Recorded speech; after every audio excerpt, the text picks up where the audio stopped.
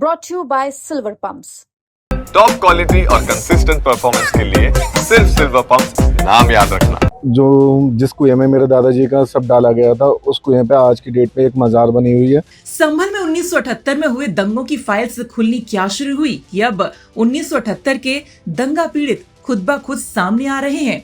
हाथ में दस्तावेज लिए ये है दंगा पीड़ित परिवार के शिकायतकर्ता कपिल रस्तोगी। ये दिल्ली से संभल पहुंचे और प्रशासन को शिकायती पत्र देकर 1978 के दंगे की फाइल खोलकर दंगे के दोषियों के खिलाफ कार्रवाई की मांग की है।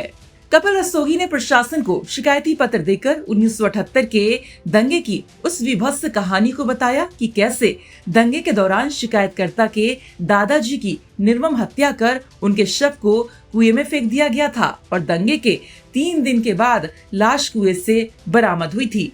आपको बता दें कि संभल में 1978 में सांप्रदायिक दंगे के दौरान सैकड़ों हिंदुओं की निर्मम हत्या कर दी गई थी। तो दंगे का दंश झेलने वाले कई परिवार संभल से पलायन कर गए थे।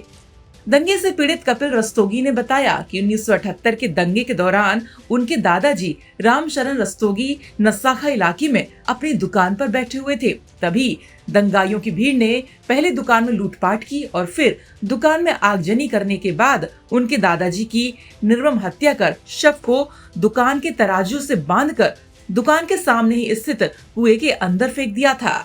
साथ ही कपिल रस्तोगी ने बताया कि जिस कुएं में मेरे दादाजी का शव डाला गया था उस पर मजार बनी हुई है। कपिल चाहते हैं कि उस मजार को ध्वस्त कर वहां उनकी दादाजी की स्मारक बनाई जाए। सुनिए कपिल ने किस तरह से 1978 में उनके दादाजी के साथ हुई बर्बरता को बताया। संभल में 1978 में हुए दंगों की कहानी तो एक बार एक करके जो परिवारों की निकल करके सामने आ रही है, लेकिन एक बार फिर 1978 के एक और परिवार की ऐसी कहानी निकल करके सामने आई है, जहां 1978 के सांप्रदायिक दंगे के दौरान संभल के एक शख्स की उसके तराजू के पल्ले से बांध करके कुएं में फेंक दिया गया उसको और उसकी निर्ममता से हत्या की गई। आज उसी परिवार के एक शख्स हमारे साथ मौजूद है, उनसे बात करेंगे कि आखिर उन्होंने जो प्रशासन को पत्र दिया है, ये वो पत्र है जो कि प्रशासन को दिया गया है एसडीएम संभल को, और उनकी तरफ से क्या मांग जो की गई है। क्या नाम है भाई साहब? मेरा नाम कपिल रस्तोगी है और मेरे दादा का नाम स्वर्गीय रामचरण दास रस्तोगी था। क्या आपने एक प्रार्थना पत्र जो दिया है, क्या मांग है आपकी? मेरी मांग ये है, जो मेरे दादाजी की उस समय निर्मम हत्या हुई थी, उस हत्या में जितने भी दोषी हैं उन्हें के खिलाफ कार्रवाई करी जाए, और जो जिस कुएं में मेरे दादाजी का सब डाला गया था, उस कुएं पे आज की डेट में एक मजार बनी हुई है। उस मजार को ध्वस्त करके उस पर मेरे दादाजी का स्मारक बनाया जाए। और क्या हुआ था उस समय 1978 में आपके दादा के साथ? क्या आपने कुछ जो दिया है प्रार्थना?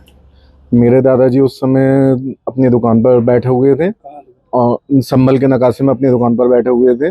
दंगाइयों की भीड़ आती है, दुकान में लूटपाट करती है, दुकान को आग के हवाले करती है और आग के हवाले करने के बाद में मेरे दादाजी की निर्मम हत्या करती है। तराजू के पल्लों से बांध के दुकान के सामने एक कुआं हुआ करता था, उस कुएं में उनकी लाश डाल दी गई थी, जो कि 3 दिन बाद तलाशी के बाद में उनकी धोती तैर के ऊपर आ गई थी। तब कुएं में से सबको निकाला गया था, तब बरामद हुई थी लाश। तो अब आपने जो प्रार्थना पत्र दिया है उसमें आपने जो 1978 की कुछ फाइलें खोली जाने की मांग की है, क्या है? उसमें दोषियों को ही सजा, जितने भी दोषी हैं उसमें उन सबको सजा होनी चाहिए और स्मारक बनना चाहिए मेरे दादाजी का, और उस चौराहे का नाम स्वर्गीय रामचरण दास रस्तोगी चौराहे के नाम से होना चाहिए। तो जिस तरीके से आपने 1978 के दंगे की फाइलें खोले जाने की मांग की है, तो क्या आप इसके लिए पूरी लड़ाई लड़ेंगे? लगता है मुझे जो भी कार्रवाई करनी होगी या जो भी लड़ाई लड़नी होगी, मुझे मैं उसके लिए तैयार हूँ। तो क्या 1978 का जब ये दंगा हुआ तो क्या आप लोग यहाँ रहते थे? उसके बाद आप 1978 में हम यहाँ रहते थे और यहाँ पर जब मेरे दादाजी की हत्या हुई थी तब इंदिरा गांधी जी उस समय नेता विपक्ष हुआ करती थी।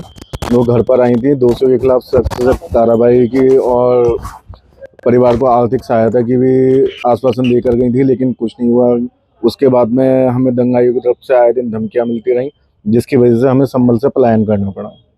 तो अब जब ये 1978 का दंगा हुआ उस समय, तो क्या आप लोगों ने उस समय कार्रवाई के लिए रिपोर्ट दर्ज कराई? उस समय क्या कुछ माहौल था? 1978 में हमने दंगाइयों के खिलाफ FIR दर्ज कराने की कोशिश करी, लेकिन उस समय ना FIR दर्ज हुई, ना ही कोई कार्रवाई हुई। इसी उपलक्ष्य में मैं आज आया हूँ और यहाँ कार्रवाई की हर तरीके से मांग करता हूँ कि दोषियों के खिलाफ सख्त से सख्त कार्रवाई हो। तो ये वो 1978 के दंगा पीड़ित परिवार के सदस्य कपिल रस्तोगी हैं, जिनका कहना है कि फिलहाल 1978 में तो हम लोगों को इंसाफ नहीं मिल सका, लेकिन अब उनकी उम्मीद है कि 1978 में दंगे के दौरान जिस तरीके से उनके दादा की हत्या की गई निर्ममता से, अब कहीं ना कहीं उनको उम्मीद है कि 1978 के उस दंगे का इंसाफ उनको आज जरूर मिलेगा। अभिनव माथुर, संभल।